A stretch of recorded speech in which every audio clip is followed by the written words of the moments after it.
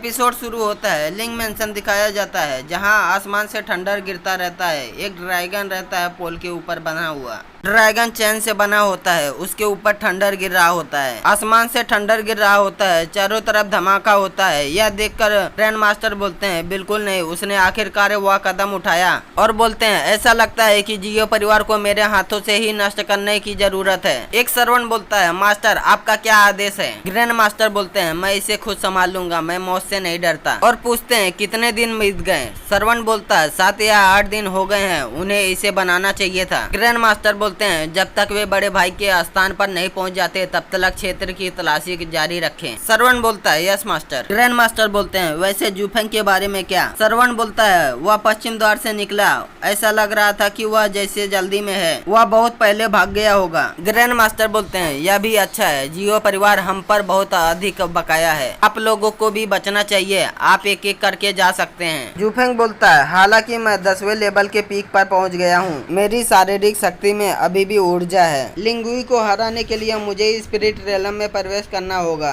और अपना सामान उठाते हुए बोलता है मुझे अपनी शरीर की सारी ऊर्जा को ऑरा में बदलने की आवश्यकता है। और बोलता है मैं अपनी सारी ऊर्जा को ऑरा में कैसे बदल सकता हूँ। और काले बादल छाने लगते हैं। जूफेंग बोलता है बरसात होने जा रही है। एक आदमी भागते हुए बोलता है यंग मैन जल्दी भागो या ठंडर का क्षेत्र है। और बोलता है थंडर बोल्ट से सावधान रहे। जूफेंग सोचता है स्ट्राइक बाय थंडर बोल्ट। जूफेंग खुश होते हुए बोलता है सही, मैंने थंडर स्ट्राइक के बारे में क्यों नहीं सोचा। बूढ़ा आदमी भागते हुए डर रहा होता है और बोलता है क्या यह आशा कम है या असहनीय है। जूफेंग एक जगह बैठकर थंडर स्ट्राइक को अपने ऊपर ले रहा होता है और बोलता है बहुत आरामदायक है। एक आदमी बोलता है जल्दी करो वहाँ पहुँचो, वहाँ निश्चित रूप से एक स्पिरिट बीस्ट बैठा होगा और सेकंड हेवन थंडर पहले से ही गिर चुकी है, हम इस बार अमीर होंगे। दूसरा आदमी बोलता है बड़े भाई अगर यह आगे बढ़ने से सफल होता है तो क्या हम मृत्यु को न्योता नहीं दे रहे हैं। उसका बड़ा भाई उसको पंच मारते हुए बोलता है तुम मूर्ख हो, स्पिरिट बीस्ट के पास हमारे जैसे हेवन थंडर से बचने का साधन नहीं है, वे केवल कठिन प्रतिरोध कर सकते हैं।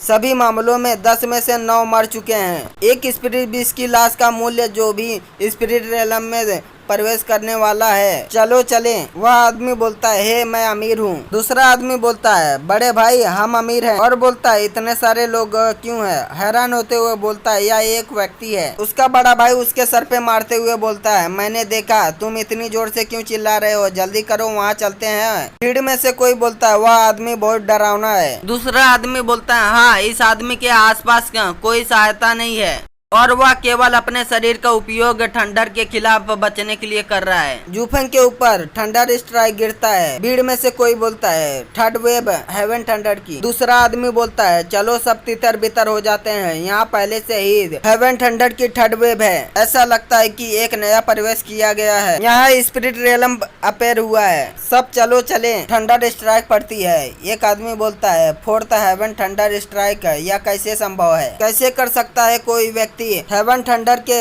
वेब को पार कर जाता है जब वे स्पिरिट रेलम में ब्रेक थ्रू कर जाता है। तीनों आदमी हैरान होते हुए बोलते हैं फिफ्थ वेब और सभी हैरान होते हुए बोलते हैं सिक्स वेब, सेवंथ वेब और सभी के मुंह लटक जाते हैं। एक आदमी हैरान होते हुए बोलता है क्या यह मानवीय रूप से संभव है। जूफेंग का खून निकल जाता है और बोलता है यह मजबूत हो रहा है, यह कभी खत्म नहीं होता। जूफेंग बैठे रहता है। आसमान में एक एनर्जी बॉल बन जाता है। हेवन थंडर का 9th वेब गिरता है जिसके कारण आसपास के पत्थर गिरने लगते हैं। जूफेंग बेहोश हो जाता है। एक आदमी बोलता है उन्होंने अपने भौतिक शरीर के साथ सभी 8 हेवन थंडर की वेब को लिया, यह अफसोस की बात है कि वह 9वें वेब के नीचे मर गए। दूसरा आदमी बोलता है थोड़ी सी भी सहायता मिली होती तो इस आदमी का ऐसा अंत नहीं होता। बड़ा भाई बोलता है जाओ उसे देखो अगर कुछ कीमती चीजें बची हो तो। छोटा भाई हैरान होते हुए बोलता है बिग ब्रदर वह अभी मरा है, इस तरह की बातें इतनी अच्छी नहीं है। बड़ा भाई गुस्से में एक पंच मारते हुए बोलता है हम डाकू हैं, क्या आपने ऐसा डाकू देखा है जो बिना पैसे के रह सकता है। पर्पल लोटस खुलने लगता है। छोटा भाई बोलता है बिग ब्रदर देखो पर्पल एनर्जी आसमान में चली जाती है जो जूफेंग के फोरहेड से निकल रही होती है। जूफेंग अपने स्पिरिचुअल वर्ल्ड में पहुंच जाता है। बताया जाता है कि ताओ जियान जिंग के दूसरे भाग के बारे में जानकारी। दूसरा भाग प्रत्येक मेरिडियन के पूरी व्याख्या के साथ ऑरा के कल्टीवेशन पर केंद्रित है। स्पिरिट की कल्टीवेशन भी होती है। क्या स्पिरिट को कल्टीवेशन एक करामाती होने का सामान नहीं है? जुफेंग आँख खोलता है और बोलता है ये है, और खड़े होके बोलता है चाइनीज ताओवादी प्रतीक। एक धमाके से दरवाजा टूटता है। ग्रैंड मास्टर बोलते हैं तुम आ गए। लिंगुई अपने सैनिकों के साथ आता है और बोलता है आप कुछ नर्वस हैं, आप सही में नहीं भागे। लिंगुई अपने सैनिकों के साथ घर में घुस जाता है। ग्रैंड मास्टर बोलते हैं मैं अपनी पुश्तैनी विरासत को सरेंडर नहीं करूंगा, लेकिन मैंने नहीं सोचा था कि तुम इतनी जल्दी आ जाओगे। लिंगुई बोलता है अगर यह उस बच्चे के लिए नहीं होता तो मैं तुम्हें बहुत पहले ही नष्ट कर देता। एक सर्वेंट बोलता है मास्टर उसके साथ बात करने में समय बर्बाद मत करो, चलो अंदर जाओ और उसे मार डालो। लिंगुई आगे बढ़ते हुए बोलता है जियो रॉन्ग, क्योंकि आप एक बार स्पिरिट रियलम में प्रवेश कर चुके थे। क्या आप खुद को मारना चाहते हैं या क्या आप चाहते हैं कि मैं आपकी मदद करूं? ग्रैंड मास्टर बोलते हैं मैं लड़कर मरूंगा, सुसाइड नहीं करूंगा। लिंगुई अपनी ताकत को रिलीज करते हुए बोलता है इस स्थिति में मैं तुम्हें तुम्हारे रास्ते पर भेज दूंगा। ग्रैंड मास्टर हैरान होते हुए सोचते हैं यह सही में स्पिरिट रियलम में प्रवेश कर रहा है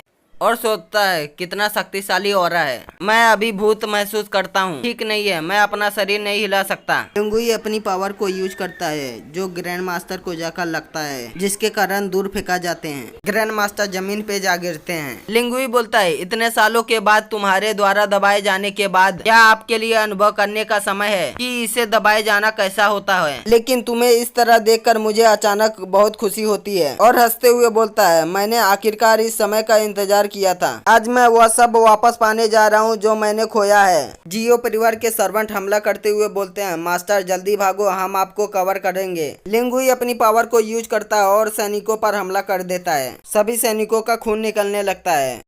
एक सर्वेंट बोलता है मास्टर। ग्रैंड मास्टर बोलते हैं क्या मैंने तुम्हें भागने नहीं दिया, तुम वापस क्यों आए? सर्वेंट बोलते हैं मास्टर हम केवल अपने मास्टर की रक्षा करने के लिए अपने जीवन की प्रतिज्ञा करना चाहते हैं। लिंगुई बोलता है बात करना बंद करो, यह बहुत इमोशनल है। जियो रॉन्ग चिंता मत करो, मैं तुम्हें इतनी जल्दी मरने नहीं दूंगा। हम इतने सालों से दुश्मन हैं। मैं आपको सबसे पहले आपके जियो परिवार के लोगों को मारते हुए देखूंगा। और अपनी तलवार निकाल लेता है। ग्रैंड मास्टर के ऊपर खून के छिट्टे आने लगते हैं। यह देखकर चौंक जाते हैं और सारे सैनिक मर जाते हैं। लिंगुई बोलता है मेरे विचार में अब भी कौन तुम्हें बचा सकता है। लिंगुई हंस रहा होता है। अचानक उसे अजीब सा महसूस होता है और सोचता है यह एक शक्तिशाली माहौल है। पीछे पर्पल एनर्जी के अंदर एक इंसान होता है और देखकर बोलता है ये है। सभी सर्वेंट और ग्रैंड मास्टर मुड़कर देखने लगते हैं। लिंगुई झुकते हुए बोलता है मुझे नहीं पता कि कौन से मास्टर आए हैं, आपसे मिलने के लिए मैं बाहर नहीं। लिंगुई झुकते हुए बोलता है मुझे नहीं पता कि कौन से मास्टर आए हैं, आपसे मिलने के लिए मैं बाहर नहीं। जुफेंग की बॉडी पूरी लाल तरह से दिखाई देती है। जुफेंग का कपड़ा उड़ता है। यह देखकर मास्टर सोचते हैं यह कपड़ा, और सोचते हैं उस समय यह कपड़ा वही था जिन्हें सेकंड मिस ने मजबूती से पकड़ रखा था और जाने नहीं दिया था। जुफेंग का चेहरा दिखता है। ग्रैंड मास्टर बोलते हैं जुफेंग। लिंगुई हैरान होते हुए बोलता है जुफेंग यह नहीं हो सकता, यह असंभव है। जुफेंग हंसते हुए बोलता है इस दुनिया में कुछ भी असंभव नहीं है, और बोलता है आप इसे हासिल कर सकते हैं तो मैं क्यों नहीं। लिंगुई सोचता है वे कैसे संभव है, एक सर्वेंट थोड़े समय में स्पिरिट रियलम में प्रवेश कैसे कर सकता है। जुफेंग ग्रैंड मास्टर को बिठाते हुए बोलता है मास्टर क्षमा करें मुझे थोड़ी देर हो गई। ग्रैंड मास्टर बोलते हैं नहीं, और बोलते हैं जुफेंग क्या आपने सही में स्पिरिट रियलम में प्रवेश किया है, तब जियो परिवार आप पर भरोसा कर सकता है।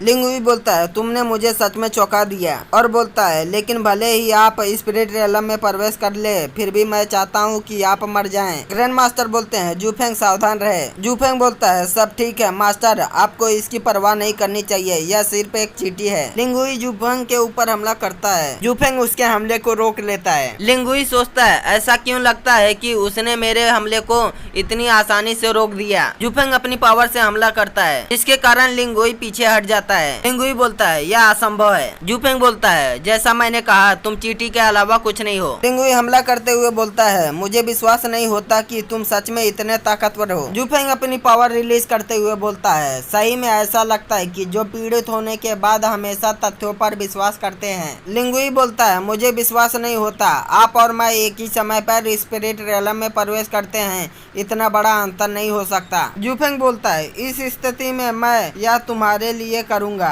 जूफेंग लिंगुई के हाथ को पकड़ लेता है। लिंगुई यह देखकर हैरान हो जाता है। जूफेंग अपना पंच बनाता है और लिंगुई को मारता है, जिससे उसके मुंह से खून निकलने लगता है और दूर फेंका जाता है। जूफेंग फिर से हमला करने के लिए तैयार हो जाता है, फिर जमकर कर लिंगुई को मारता है। लिंगुई जमीन पर जाकर गिरता है। यह देखकर सभी सर्वेंट के पसीने छूटने लगते हैं। एक सर्वेंट बोलता है, क्या? यह देखकर ग्रैंड मास्टर भी शॉक हो जाते हैं। जूफेंग लिंगुई के सामने खड़े होता है और बोलता है, आप अपने आप को काटने जा रहे हैं या मुझे आपकी मदद करनी चाहिए?